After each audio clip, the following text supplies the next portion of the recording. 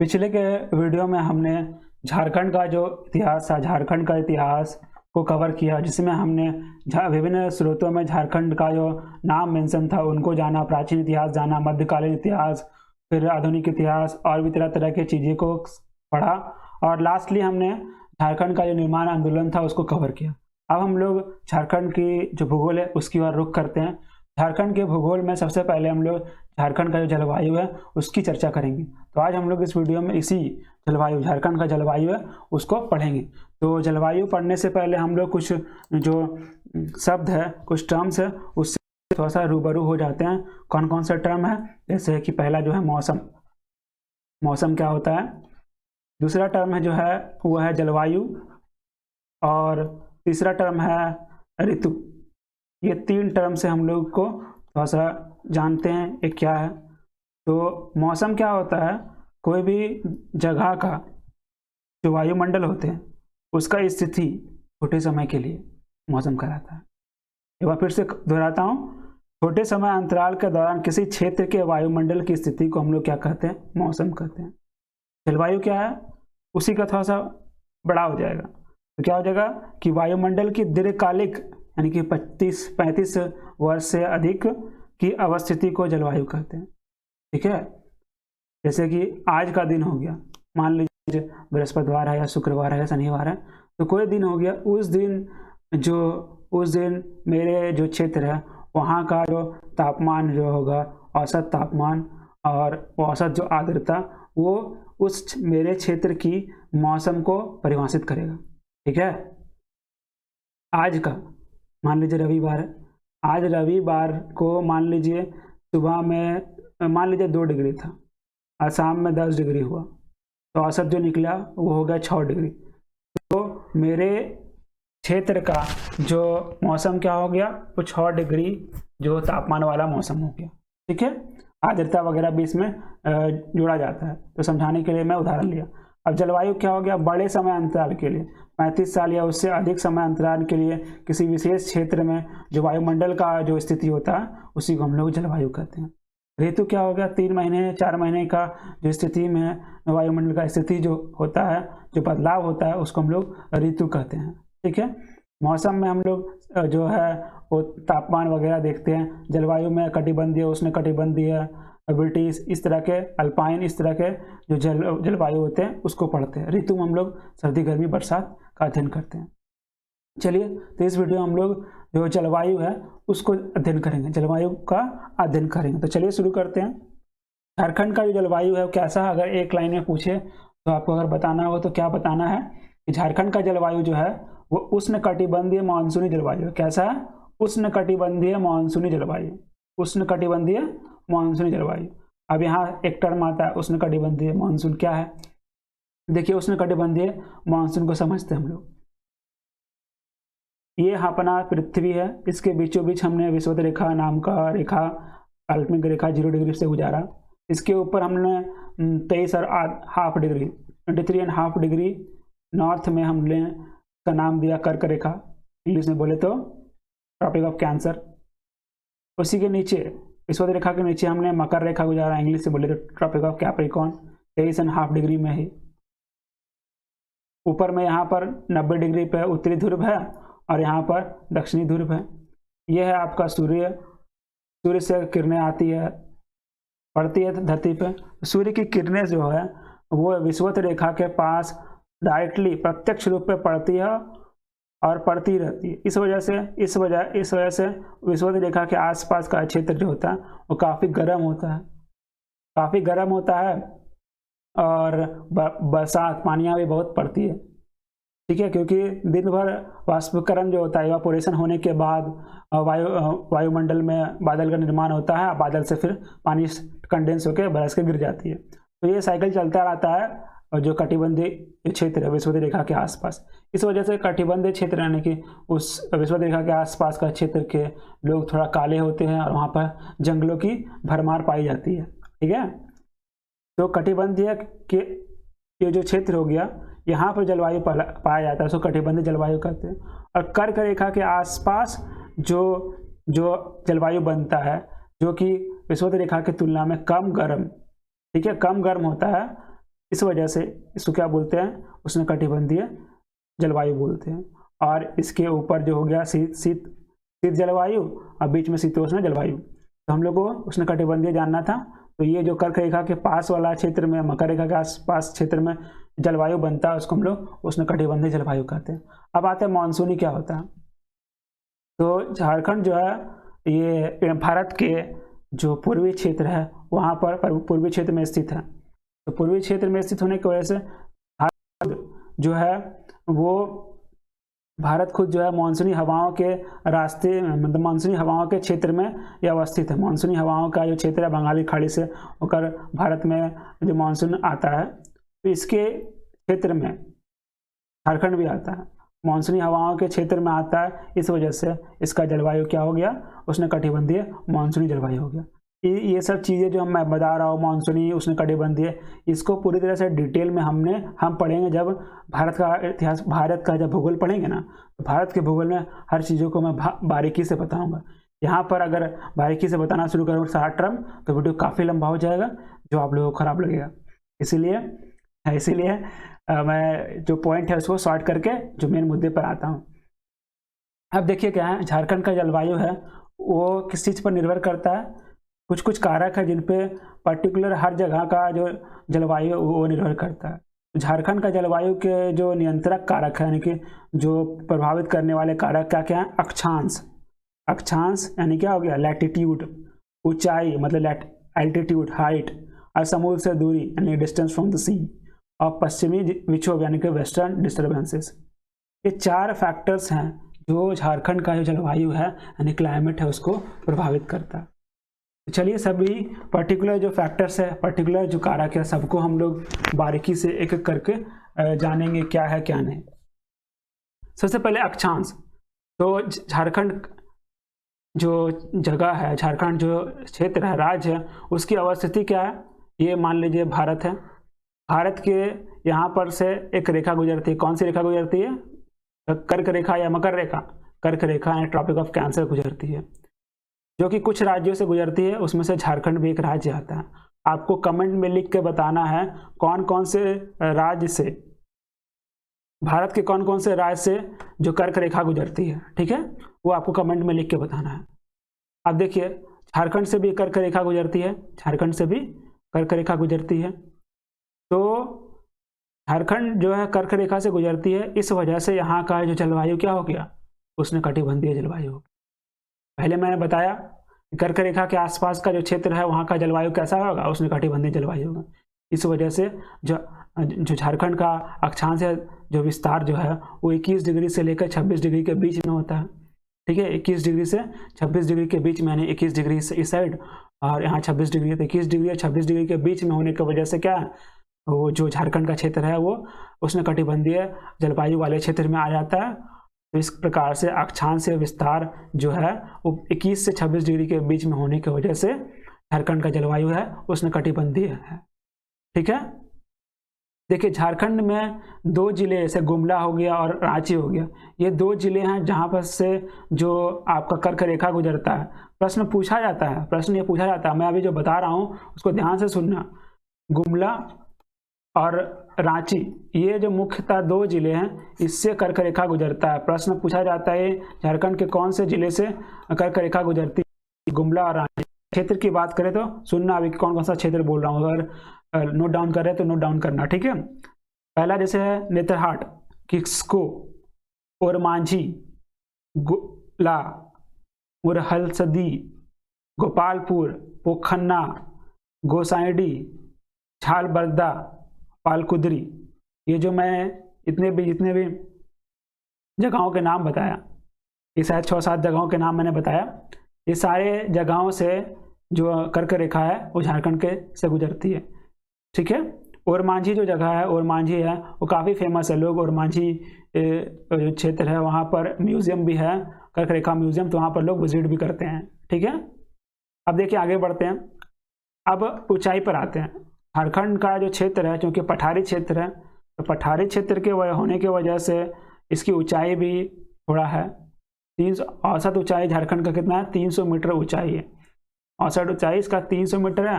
और पाट क्षेत्र जो हो गया, पहाड़ क्षेत्र यानी कि वही गुमला लोहरदगा वाला क्षेत्र जो हो गया, वहाँ का ऊंचाई कितना है, 900 मीटर है वहाँ का ऊंचाई औसत ऊंचाई।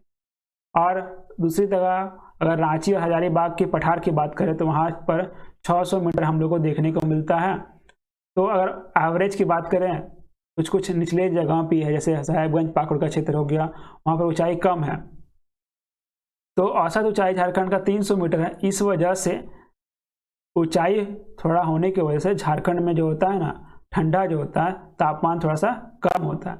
ये एक फैक्टर देखो दिमाग में रखना कि जब जैसे जैसे ऊंचाई बढ़ेगा ना, वैसे वैसे जो तापमान की में कमी होती है, और जैसे जैसे तुम धरती के नीचे तरफ आओगे, सतह के तरफ आओगे, वैसे वैसे गर्मी बढ़ेगी। तो चूँकि जो समुद्री सतह है, समुद्री सतह से ये जो झारखंड का प्रदेश है वो 300 मीटर ऊंचा है।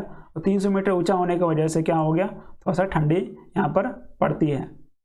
और जो क्षेत्र है जैसे बिहार वाले क्षेत्र हो गया और ये और क्षेत्र हो गया, उसकी तुलना में थोड़ा यहाँ पर ठंड काफ़ी ज़्यादा होती है। देखिए ये झारखंड का फिजिकल मैप है। ये देखिए ये क्षेत्र है, ये पाट प्रदेश है, पाट प्रदेश यानी लोहरदगा गुमला का प्रदेश है जगह, यहाँ पर ऊंचाई अधिक है। और ये जो हरा वाला क्षेत्र दिख रहा है, यहाँ पर ऊंचाई कम है। तो ये ऊंचाई के अनुसार जो मैप है उसमें दिखाया गया। जो डार्क ब्राउन है ज़्यादा ऊंचा वाला क्षेत्र है, और डार्क ग्रीन वाला कम ऊंचा वाला क्षेत्र है। ठीक है, ये झारखंड का जो पॉलिटिकल मैप है, इसमें पर्टिकुलर जो हर तरह के जो राज्य है वो यहाँ पर मेंशन है। इसका हम लोग इस्तेमाल करेंगे आगे। देखिए इस जगह से जो है, इस जगह से कर्क रेखा गुजरती है झारखंड के, कर्क रेखा गुमला और रांची के पास से गुजरती है। हम लोगों ने दो फैक्टर को डिस्कस करा, अब हम लोग तीसरा फैक्टर समुद्र से दूरी की बात करते हैं। झारखंड का स्थिति ये आपको दिख रहा है, यहाँ पर बंगाल है, और जस्ट बंगाल के नीचे क्या है, इस यहाँ पर क्या है, समुद्र है। इस जगह कौन सा समुद्र है, खाड़ी है। तो बंगाल की खाड़ी से समुद्र से जो झारखंड की दूरी कितना है, तो 90 किलोमीटर की दूरी है। झारखंड जो है नज़दीकी समुद्र से 90 किलोमीटर की दूरी पर। इस वजह से झारखंड का तापमान यहाँ पर थोड़ा सा प्रभावित होता है। चक्रवातीय दशाओं का जो प्रभाव इसमें पड़ता है, नवंबर और अप्रैल के महीने में जो चक्रवातीय जो हवाएं होती है चलने की वजह से यहाँ पर जो बारिश वगैरह भी होती है। और एक बात और ध्यान में रखना है कि जितने भी जगह होता है वो अगर समुद्र के पास में है, समुद्र के पास होने की वजह से वहाँ का जो जलवायु होता है, वहाँ का टेम्परेचर जो होता है, उन्हें ज़्यादा गर्म ना ज़्यादा ठंड, यानी कि मॉडरेट होता है। जैसे जैसे आप समुद्र से दूर जाओगे वैसे वैसे टेम्परेचर जो तापमान होता है उसमें बदलाव होना शुरू होता है, गर्मियाँ बढ़ने लगती है।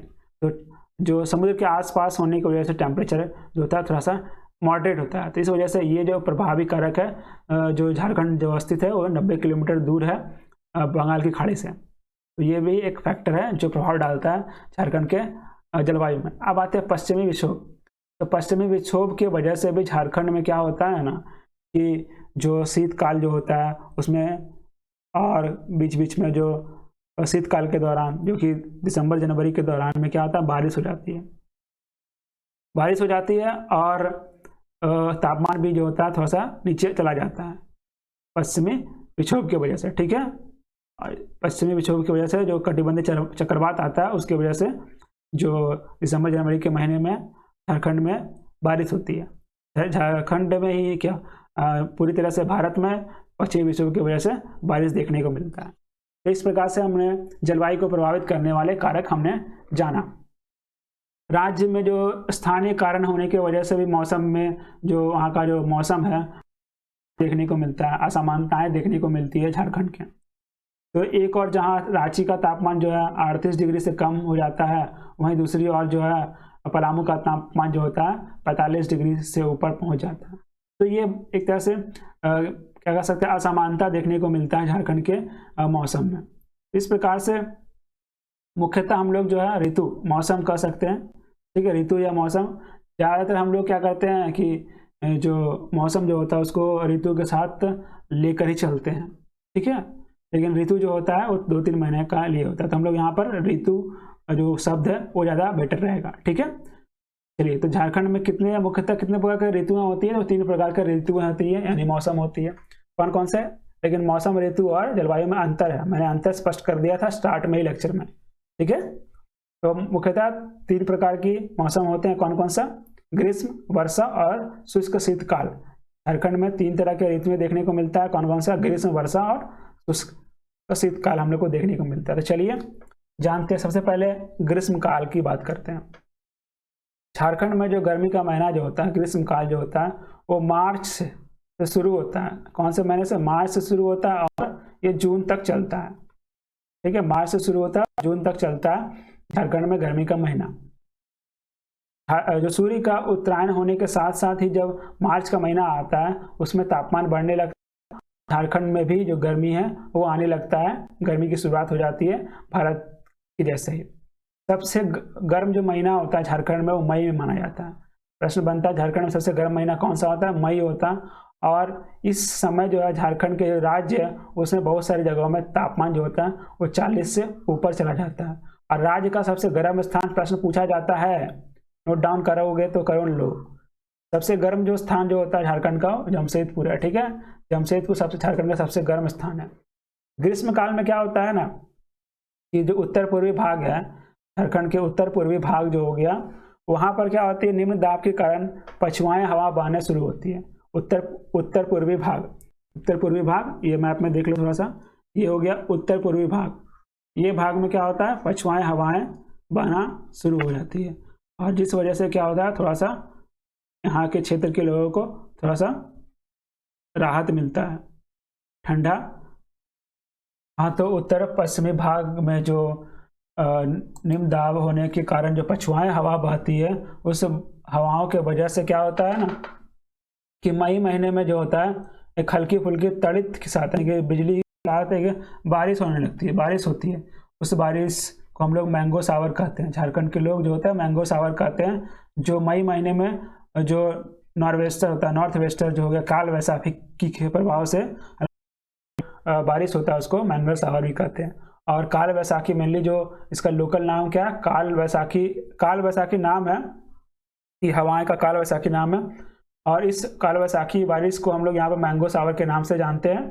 ये मई के महीने में ये जो होता है नॉर्वेस्टर जो बारिश होता है, नॉर्वेस्टर जो हवाएं चलती है, हवाओं की वजह से जो बारिश होता है उसको हम लोग मैंगो सावर कहते हैं। ठीक है, लोकल विंड जब हम लोग पढ़ेंगे ना, स्थानीय अपने पढ़ेंगे स्थानीय हवाएं, उसमें हम लोग नॉर्वेस्टर, काल वैसाखी ये चीज़ें को जानेंगे। ठीक है, तो ग्रीष्म काल में उत्तर जो पूर्वी भाग था वहाँ पर निम्न दाब के होने की वजह से पछुआएं हवा चलती है और जिसकी वजह से मई के महीने में हल्का फुल्का बारिश होता है, बिजली के साथ, तड़ित के साथ होता है, उसको हम लोग मैंगो सावर कहते हैं। और इस वजह से ग्रीष्म काल में जो पछुआएं हवा होती है उस वजह से जो रांची हजारीबाग का क्षेत्र जो होता है वो थोड़ा ठंडा होता है, शीतल हो जाता है। झारखंड में जो ग्रीष्म ऋतु के समय जो सर्वाधिक सबसे ज्यादा ताप वृद्धि और ताप होना में अंतर है। ताप वृद्धि का मतलब अचानक बढ़ जाना, कि 6 से मान लीजिए अचानक 10, और कोई एक दिन में 6 से अचानक 10 हो गया, कोई 6 से एक दिन में अधिकतम 7, तो 6 से 10 हुआ तो यहाँ पर ताप वृद्धि अधिक है, यहाँ पर ताप वृद्धि कम है। ठीक है, तो वही जो है ताप वृद्धि सबसे ज्यादा कहाँ पर देखने को मिलता है, डाल्टनगंज के क्षेत्र में सबसे ज्यादा ताप वृद्धि को देखने को मिलता है। और सबसे कम ताप वृद्धि जो होता है जो पूर्वी सिंहभूम के जमशेदपुर इलाका में देखने को मिलता है। मार्च और जून का जो तापक्रम होता है उसका अंतर काफी अधिक है। मार्च के महीने में जो होता है वो तापक्रम वो, और जो आपका जून के महीने में, वो दोनों में काफी अंतर देखने को मिलता है। कौन कौन जगहों में, डाल्टनगंज में, और सबसे अधिक जो देखने को मिलता है वो डाल्टनगंज में, और सबसे कम जो देखने को मिलता है वो जमशेदपुर में। कहने का मतलब यही है कि मार्च और जून में जो तापमान में जो अंतर होता है, वृद्धि जो अंतर होता है, सबसे ज्यादा कहाँ देखने को मिलता है, डाल्टनगंज में। प्रश्न पूछा जा सकता है कि सबसे ज्यादा ताप वृद्धि कहाँ देखने को मिलता है, डाल्टनगंज में। ठीक है, और सबसे कम ताप वृद्धि कहाँ देखने को मिलता है, जमशेदपुर में। चलिए आगे बढ़ते हैं हम लोग। अब आते हैं वर्षा काल। तो जैसे गर्मी हुआ, गर्मी खत्म होने के बाद जो है बरसात आ जाता है, वर्षा काल आ जाता है। तो वर्षा काल झारखंड में क्या होता है, मध्य जून, यानी वही जून जब बारिश, जो गर्मी खत्म होगा, बारिश शुरू होगा, तो मिड जून, मध्य जून के बाद से शुरू होता है और अक्टूबर तक चलता है झारखंड में वर्षा काल, यानी बारिश का काल। तो राज्य में जो मानसून का जो आगमन होता है वो माना जाता है 7 से जो आपका 10 जून है, तब तक झारखंड में जो मानसून है वो पहुंच जाता है, 7 से 10 जून के बीच में। ठीक है, झारखंड में जो वर्षा जो होती है वो 80% से अधिक वर्षा जो होता है ये इसी काल में होता है। मानसून के काल में बारिश के समय ही 80% वर्षा होती है, जो कि दक्षिणी पश्चिम मानसून की वजह से होता है। और इसका औसतन बात करें झारखंड में जो औसतन बारिश कितना होता है तो 130 से 140 सेंटीमीटर के बीच में होता है। प्रश्न पूछा जाता है कि झारखंड में औसत वर्षा कितना होती है, 130 सेंटीमीटर से 140 सेंटीमीटर के बीच का बारिश झारखंड में होता है। और अगर वर्षा की दृष्टि से बात करें तो झारखंड में मध्यम वर्षा होता है, ठीक है, मध्यम वर्षा होता है, अधिक वर्षा नहीं होता है। झारखंड का सबसे अधिक जो वर्षा वाला क्षेत्र की बात करें तो कोडरमा जिला, इस प्रकार से कोडरमा जिला जो होता है वो सबसे अधिक वर्षा वाला जिला है झारखंड का। आपको कमेंट में बताना है कि भारत का सबसे अधिक वर्षा वाला जो क्षेत्र कौन सा, राज्य कौन सा है और क्षेत्र कौन सा है। ये दो चीज़ आपको कमेंट में लिख के बताना है इसके तुलना में। क्या मेघालय, मणिपुर ऐसा कोई जगह है जहाँ पर जो सबसे अधिक बारिश होता है, कौन सा जगह है अगर वो क्षेत्र में होता है तो, ठीक है, कमेंट में बताना। झारखंड होता है तो कोडरमा जिला में सबसे अधिक होता है, जबकि जो लातेहार जो जिला है उसमें जो नेतरहाट जगह है, नेतरहाट में सबसे अधिक वर्षा वाला स्थान है, ठीक है। जिला की बात करें तो कोडरमा जिला और स्थान की बात करें तो नेतरहाट जैसे चेरापूंजी हो गया, उसी प्रकार से नेतरहाट जो जगह है वो सबसे अधिक वर्षा वाला स्थान है। बंगाल की खाड़ी से भी यहाँ पर वर्षा होता है। अधिकतर जितने भी बारिश होते हैं अपने झारखंड में उसका मुख्य स्रोत बंगाल की खाड़ी है। तो बंगाल की खाड़ी से जो हवाएं चलती है, बंगाल की खाड़ी से जो मानसूनी हवाएं आती है, उसी की वजह से झारखंड में अधिक से अधिक बारिश होती है। कुछ कुछ क्षेत्र जैसे कि पाट क्षेत्र हो गया, पाट प्रदेश हो गया और दक्षिण खाड़ी की जो अरब सागर की जो शाखाएं होती है उसकी वजह से कुछ कुछ बारिश झारखंड में देखने को मिलता है। अगर बात करें गुमला, सिमडेगा, पश्चिमी सिंहभूम या अधिकतम क्षेत्र की जो बारिश की बात करें तो 140 से 160 सेंटीमीटर की बारिश देखने को मिलता है इस क्षेत्रों में, ठीक है। और सबसे कम जो बारिश कहाँ देखने को मिलता है झारखंड का क्षेत्र में तो गढ़वा, पलामू, चतरा, उत्तरी भाग जो कोडरमा का हो गया, हजारीबाग हो गया, फिर गिरिडीह क्षेत्र का भाग हो गया, गोड्डा का भाग हो गया, ये सब में आप लोगों को कम बारिश देखने को मिलेगा। एक चीज़ मैं बताता हूँ, चलिए मैप पे आते हैं, मैप पे आते हैं हम लोग। हाँ देखिए, यहाँ बंगाल की खाड़ी है, इधर देखिए यहाँ बंगाल की खाड़ी है, यहाँ से जो मानसूनी हवाएं जैसे जैसे खाड़ी से दूर जाएगी वैसे वैसे बारिश की जो शक्ति होती है वो कम होगी और बारिश का जो क्या कर सकते हैं मात्रा होता है कम होगा। तो मतलब इस साइड जो बारिश अधिक होगी और जैसे जैसे उधर जाओगे, पश्चिम की तरफ जाओगे तो क्या होगा, जो बारिश की मात्राएं कम होगी। ये आपको ध्यान रखना है। चलिए आगे बढ़ते हैं हम लोग। हमने वर्षा काल को देख लिया, अब हम लोग आते हैं शीतकाल में। जैसे बारिश खत्म होगी, बारिश खत्म होने के बाद जो शीतकाल, ठंडी का मौसम आ जाता है। ठंडी का मौसम जो झारखंड में वो नवंबर से लेके आपका फरवरी तक जो होता है झारखंड में शीतकाल का आगमन बताएं नवंबर में होता है और खत्म जो है फरवरी के आसपास हो जाता है। सबसे अधिक ठंडा यहाँ पर नहीं पड़ता है। ठंडा की अगर बात करें तो जो मैदानी क्षेत्र है, बिहार वाला क्षेत्र है, बिहार की तुलना में झारखंड का ठंडा अधिक होता है क्योंकि पठारी क्षेत्र में थोड़ा ऊंचा स्थान पे, तो ऊंचा स्थान की वजह से क्या थोड़ा ठंडा मैदानी क्षेत्र की तुलना में अधिक पड़ता है। और सबसे अधिक ठंडा झारखंड में कब है, जनवरी का महीना सबसे अधिक ठंडा माना जाता है झारखंड का, ठीक है। और झारखंड का सबसे न्यूनतम ताप की अगर बात करें, न्यूनतम तापमान की बात करें तो 15 दिसंबर से लेकर 15 जनवरी के बीच में सबसे न्यूनतम जो तापमान होता है झारखंड का हो जाता है। और तापमान की बात करें तो 15 से 21 डिग्री के बीच में जो है ना तापमान झारखंड का रहता है, देखने को मिलता है 15 से 21 डिग्री के बीच में। सारे जो पॉइंट हैं यहाँ पर सारे इंपॉर्टेंट है, सारा का सारा जितना भी लेक्चर है, लेक्चर का सारा जो पॉइंट होता है और जो चीज़ें हैं सारे इंपॉर्टेंट फैक्ट को ही मैं बताता हूँ, तो नोट डाउन कर सकते हो अगर नोट्स बना रहे हो तो 15 से लेकर 21 डिग्री के मध्य जो है वो शीतकाल में टेम्परेचर रहता है। और कभी कभी क्या होता है, जो वेस्टर्न डिस्टर्बेंस है, पहले ही बताया मैंने, जो उत्तर पश्चिमी विक्षोभ है उसके वजह से क्या होता है ना, राज्य में हल्की फुल्की बारिश भी होती है। राज्य के कुछ स्थान है जैसे वहाँ पर क्या होता है, कहीं का टेम्परेचर जो वहाँ का जो तापमान है वो 5 डिग्री से भी नीचे चला जाता है कुछ कुछ जगहों पर। और जनवरी के महीने में हजारीबाग का जो औसत तापमान जो होता है वो 16.4 डिग्री सेंटीग्रेड होता है और रांची का 17.3 डिग्री सेंटीग्रेड होता है। ये औसत है, ये कोई इंपॉर्टेंट पॉइंट नहीं, लेकिन फिर भी दिमाग में रखना है, प्रश्न पूछ सकते हैं। ऐसे इंपॉर्टेंट ही है, मतलब कम चांसेस है ये दोनों चीज़ों का पूछना। शीतकाल में राज्य के पश्चिमी भाग का जो तापमान होता है कितना होता है, 16 डिग्री से लेकर उससे कम होता है, 16 डिग्री से कम होता है पश्चिमी भाग का, पश्चिमी भाग इस साइड का। अगर मान लीजिए झारखंड का मैप है, रफ डायग्राम है, तो इस साइड का जो क्षेत्र होता है वहाँ पर तापमान जो होता है 16 डिग्री से कम होता है और पूर्वी भाग में 17 से 19 के बीच में होता है। तो ये था झारखंड के जो ऋतुएं हैं, मौसम है, उनके बारे में हमने डिस्कस करा। इसमें इस जो जलवायु से कौन कौन से प्रश्न बनते हैं। पहला प्रश्न बनता है जलवायु से कि झारखंड का जलवायु कैसा है, तो उत्तर होगा उष्णकटिबंधीय मानसूनी जलवायु होगा। ठीक है, उष्णकटिबंधीय मानसूनी जलवायु झारखंड का जो जलवायु है वो कैसा है, उष्णकटिबंधीय, ठीक है, उष्णकटिबंधीय मानसूनी जलवायु है झारखंड का। और अगर बात करें यहाँ पर वर्षा किसकी वजह से होती है, तो जो बंगाल की खाड़ी की जो मानसूनी हवाएं होती है उसकी वजह से अधिकतर वर्षा होती है।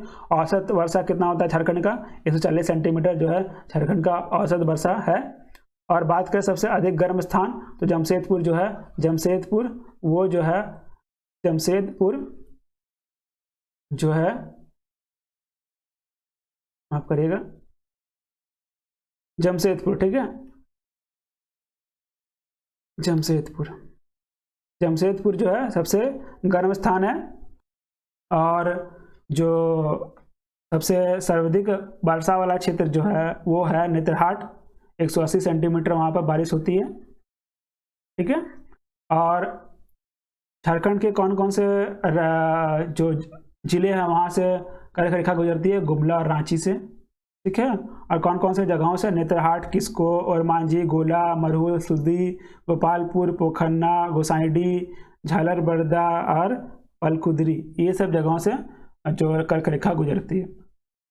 तो उम्मीद है आपको यहाँ पर काफ़ी कुछ जानने को मिला होगा।